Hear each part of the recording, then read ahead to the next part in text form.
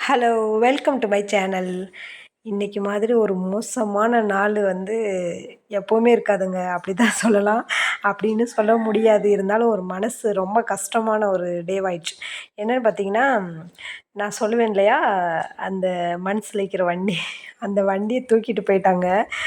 பாருங்க இந்த இடம் எப்படி இருக்குதுன்னு பாருங்க.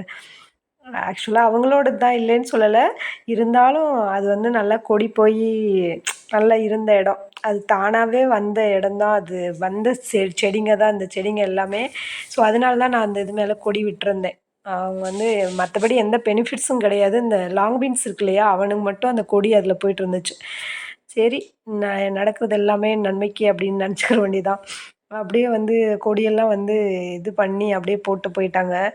ஆ என்ன சொல்றது? ஒண்ணும் சொல்றதுக்கு இல்லங்க.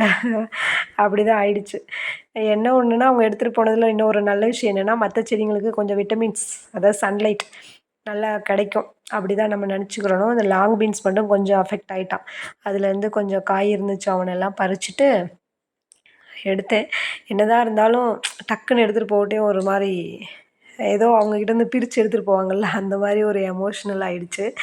ஆ சரி பார்க்கலாம். ஆனா இந்த அது கொஞ்சம் விட்டு வச்சிருந்துருக்கலாம். அது கொஞ்சம் படுற ஸ்டேஜ் தான். அது பட்டதுக்கு அப்புறம் கூட எடுத்துட்டு போயிருக்கலாம். அது அவங்களுக்கு தேவைப்படலை இப்போதைக்கு. எடுத்துட்டு போணுமேன்னு எடுத்துட்டு போயிட்டாங்க. ஆ சரி எடுத்துட்டு போட்டும். ஒண்ணும் சொல்றதுக்கு இல்ல. அப்படியே வந்து லாங் பீன்ஸ் கொஞ்சம் கொஞ்சம் இருந்தானா, அவன வந்து கொஞ்சம் எடுத்து கட் பண்ணி எடுத்துட்டு, நெக்ஸ்ட் வந்து பிரண்ட நல்லா வந்து சூப்பரா வந்து நல்லா பச்சை பசேல்னு இருந்துச்சு. நான் எப்பவுமே கொஞ்சம் மேல தலைய தூக்குன உடனே கட் பண்ணிடுவேன். ஆ எப்படியா இருந்தாலும் ஒரு நல்லா அவன செப்பரேட் பண்ணி வச்சா நல்லாவே வந்து சூப்பரா வந்து பிரண்ட நம்மளுக்கு குடுப்பான். எனக்கு வந்து டைம் இல்லாதனால அவன செப்பரேட் பண்ணி வைக்க முடியாம இருக்கிறேன். வேற பாட்லயும் மாத்துனாலும் சூப்பரா க்ரோ ஆவான். ஏன்னா நம்மளுக்கு பிரண்டைலாம் கண்டிப்பா வேணுங்க. அதுவும் இந்த காலகட்டத்துலலாம் கண்டிப்பா வேணும். ஆ அதனால உங்க கார்டன்லலாம் கண்டிப்பா வந்து பிரண்டைலாம் வச்சுருங்க. ஏன்னா சூப்பரா ஒரு ரொம்ப மெயின்டெனன்ஸ் தேவைப்படாத ஒரு செடின்னா அவன் தான். இவன் பாருங்க அங்கங்க அவங்க புடுங்கி போட்டது வந்து என் கண்ணு முன்னாடி வந்து கிடந்துச்சு. ஆ ரொம்ப எமோஷ்னல் ஆன ஒரு மாதிரி ஆயிடும்னு சொல்லிட்டு, நான் என்ன வந்து இது பண்ணிக்கிட்டேன். ஸோ எதுவுமே நமக்கு வந்து நிரந்தரம் இல்லை இல்லையா? இருக்கிற வரைக்கும் என்ன இருக்கோ அத வச்சு நம்ம யூஸ் பண்ணி மூவ் ஆன் பண்ணிக்கிட்டே போயிட்டே இருக்க வேண்டியது. ஸோ அங்கங்க கிடந்தான்.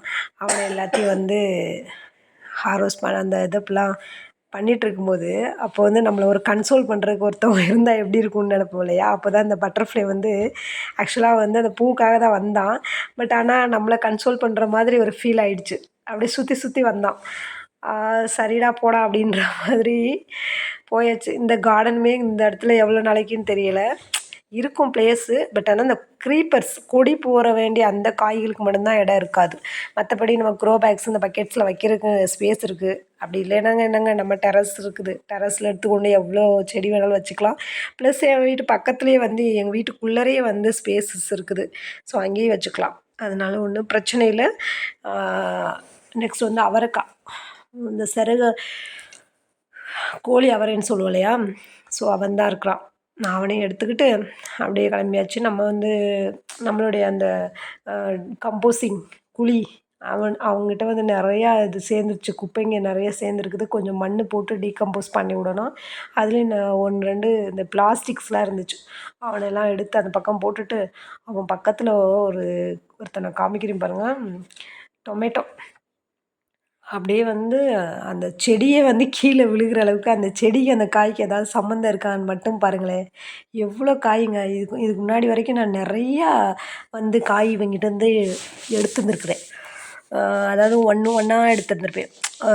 பல்க்கா எடுக்காம 1, 2, 3 அப்படி வந்து அடுத்தடுத்த நாள் பழுத்து பழுத்து அப்படி வந்து எடுத்துருக்கிறேன். இன்றைக்கி வந்து 3 பழம் மொத்தமா வந்து கிடச்சா, அதில் பாருங்க எவ்வளோ காய் இருக்கிறான் பாருங்க. அந்த செடிக்கும் அவனுக்கும் சம்மந்தமே இல்லாம இருக்கிறானுங்க. அப்படி இருக்கிறான்.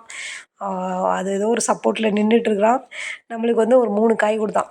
இப்போதைக்கு வந்து தக்காளி ரொம்ப அவசியம். ஒரே ஒரு பழமா இருந்தா கூட நான் எப்படியா இருந்தாலும் தூக்கிட்டு போயிருவேன். அது எந்த கண்டிஷன்ல இருந்தாலும். ஏன்னா ₹80 1 கேஜி. அம்மாடியோ! அப்படின்ற மாரி இருந்துச்சு. அந்த பக்கம் ஒருத்தன் வந்து டெத்தே ஆயிட்டான். அதுலேருந்து ஒரே ஒரு பழம் மட்டும் பழுத்துட்டு இருந்தான். அவன பிச்சு போட்டுட்டேன் அந்த பக்கம். ஏன்னா அவன் இன்னைக்கு மேல காய் தரமாட்டான் அப்படின்னு சொல்லிட்டு. இல்ல பிக் பண்ணி போடல. 2 பேர் இருந்தானுங்க. சரி காய் வந்து பழமாகட்டும் அவரும் பிக் பண்ணி போடலாம் அப்படின்னு சொல்லிட்டு விட்டாச்சு. அப்புறம் அந்த பக்கம் ஆப்பிள், பெங்களூர் ஆப்பிள். அவனும் பாருங்க சளைக்காம வந்து பழுக்கிற வரைக்கும் அவனும் வெயிட் பண்ணிகிட்டே இருக்கிறான். ஒரு ஆக மொத்தத்தில் ஒரு 5 தக்காளி, டொமேட்டோ கிடைச்சாங்க. ஏன்னா வந்து இப்போ ரேட் அதிகமாக இருக்குது இல்லையா? ஸோ அதனால இந்த டைமில் இது எனக்கு கிடைச்சது ரொம்பவே ஹாப்பி ஆயிடுச்சு. அப்படியே போனோன்னா அந்த பக்கம் அவரைக்காய், ஒரு 2 அவரைக்காய் மட்டும் நல்லா ஹார்வெஸ்ட் பண்ணி அப்படி ஜம்முன்னு இருந்தானுங்க. சூப்பராக இருந்தாங்க பார்க்குறதுக்கு, பிடுங்குறதுக்கே அவ்வளோ ஒரு ஹாப்பியாக இருந்துச்சு. 2 பேர் தான், ஆனால் நல்ல ஃப்ரெஷ்ஷு, நல்ல ஒரு சதை பிடிச்ச காயாக இருந்துச்சு. அந்த பக்கம் க்ரோ பேக்கில் இவனுங்க வந்து அவ்வளோதான் அவரைக்காய். இவங்க வந்து ஆக்சுவலாக எனக்கு வந்து ஒரு ஒரு 6 மந்த்ஸாகவே காய் ரொம்ப தந்துட்டானுங்க. ஸோ அதனால அவனுங்களை பிடுங்கி போட்டுட்டு அவங்களும் கருகிட்டானுங்க. அவங்கள பிடுங்கி போட்டுட்டு அதுலேயே அவரைக்காய் செடி, அவரையோட விதை போட்டு வச்சுருக்கிறேன். போட்டுட்டு நெக்ஸ்ட்டு இவனுங்க படுத்துருக்கிற நிலமைய மட்டும் பாருங்க. இந்த செர்ரி டொமேட்டோ தாங்க நிறைய ஸ்ப்ரெட் ஆகிட்டுருக்கான். அவன் தான் வந்து இந்த இடத்தவே ஒரு ஆக்குப்பை பண்ணி வச்சுருந்தான். தூக்கிட்டு போயிட்டாங்க எப்படியோ. எனக்கு என்னால் முடியவே இல்லைங்க. ஒரு மாதிரியாகவே இருக்குது. அது ஒரு மனசு ஒரு மாதிரி இருக்குது. தூக்கிட்டு போயிட்டாங்களே அப்படின்னு சொல்லிட்டு. சரி, ஓகே. அப்புறம் இந்த செர்ரி டொமேட்டோ இருந்துச்சு. அந்த செர்ரி டொமேட்டோவில் வந்து நிறையா காய் வந்து கொஞ்சம் பழுத்துட்டு இருந்தானுங்க. அவனையும் பிக் பண்ணிவிட்டு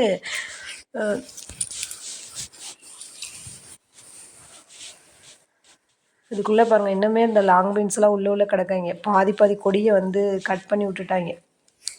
நல்லா வளர வேண்டிய பசங்க இப்போ தான் நல்லா கீழே பட்டு போயிருந்தாலும் மேலே நல்லா கொடி வந்து பயங்கரமாக வந்து பச்சை பசேன்னு வந்துட்டுருந்தாங்க.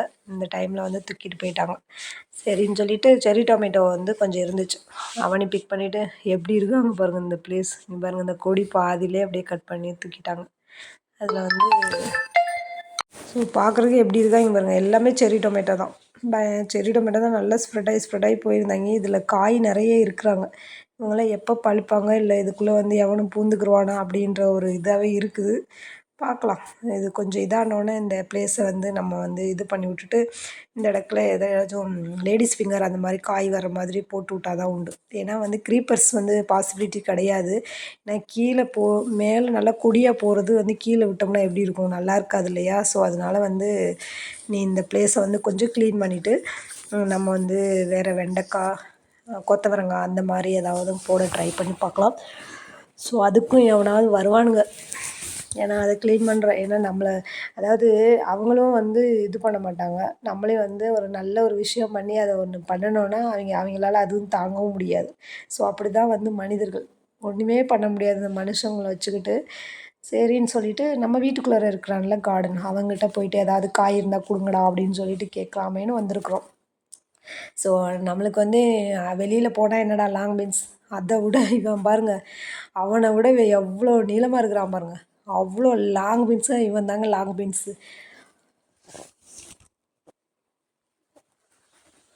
கரெக்டாக என்னோடய கை அளவுக்கு இருந்தான். அந்த அளவுக்கு லாங்காக இருந்தான். செம்ம சூப்பராக இருந்தான். பார்க்குறதுக்கே அவ்வளோ ஒரு நல்ல ஃப்ரெஷ்ஷுன்னு சொல்லுவோம் இல்லையா? அந்த ஒரு ஃப்ரெஷ்ஷு, அப்படி ஒரு ஃப்ரெஷ்ஷு. ஒரு 2 பேர் தான் இருந்தானுங்க. ஸோ அவங்கள பிக் பண்ணிவிட்டு நம்ம இனிமேல் வந்து லாங் பீன்ஸ் போகிறதா இருந்தால் இங்கே போட்டுவிட்டு எனக்கு ஒரு சப்போர்ட் கொடுத்தோம்னா சூப்பராக போயிடுவானுங்க. ஸோ அவனையும் எடுத்துகிட்டு இதில் பாருங்கள் நான் வந்து வாட்டர் விடும்போது ஒரு அவரை செடியை வாட்டர் அடித்து விட்டு கீழே தள்ளி விட்ருக்குறேன். ஸோ அதனால் அவனையும் கொஞ்சம் கொடி எடுத்து விட்டுட்டு இந்த லாங் பீன்ஸோட வேலை என்ன தெரியும்னா, கரெக்டாக நம்ம கொடி கொடுத்தோன்னா அவன் போகமாட்டான். அவன் பாட்டுக்கு ஒரு தினுசா அவன் ஒரு இதில் போயிட்டுருப்பான். கடைசியாக 2 லாங் பீன்ஸ் கிடச்சாங்க. பாருங்கள் என் கையில் வேறு வச்சு பார்த்தேன். கரெக்டாக ஒரு அடி தான். நெக்ஸ்ட் அந்த பக்கம் வந்து 2 செர்ரி டொமேட்டோஸ் இருந்தானுங்க. அந்த பக்கம் பெருசாக எதுவும் காய் இல்லை. எல்லாமே அவரைக்காய் செடி தான். ஸோ அவங்களாம் இப்போ இந்த திரும்பவும் துளுர்த்து விட்டு வந்துட்டுருக்குறானுங்க. அவங்க பூ வச்சு காய் வச்சா தான் உண்டு. சரி வாங்கடா போதும் நம்மளுக்கு அப்படின்னு சொல்லிட்டு எல்லாத்தையும் எடுத்துகிட்டு கிளம்பியாச்சு. அங்கே பாருங்கள் ஒரு சங்குப்பூ ஒரே ஒருத்தர் சோலோ பெர்ஃபார்மன்ஸ் காமிச்சிட்ருக்கிறாரு. அவ்வளோ அழகாக இருந்தார். என்ன தான் இவ்வளோ இந்த லாங் பீன்ஸ் கொடுத்தாலும் இனிமேல் இந்த லாங் பீன்ஸ் நம்மளுக்கு கிடைக்குமான்றது டவுட்டு தான். ஸோ பார்க்கலாம். எல்லாமே ஒரு நம்பிக்கை அப்படின்றதுல தான் வாழ்க்கை போயிட்டுருக்குது. இல்லை வீடியோ பிடிச்சிருந்தா லைக் பண்ணுங்கள். தேங்க்யூ, பாய்.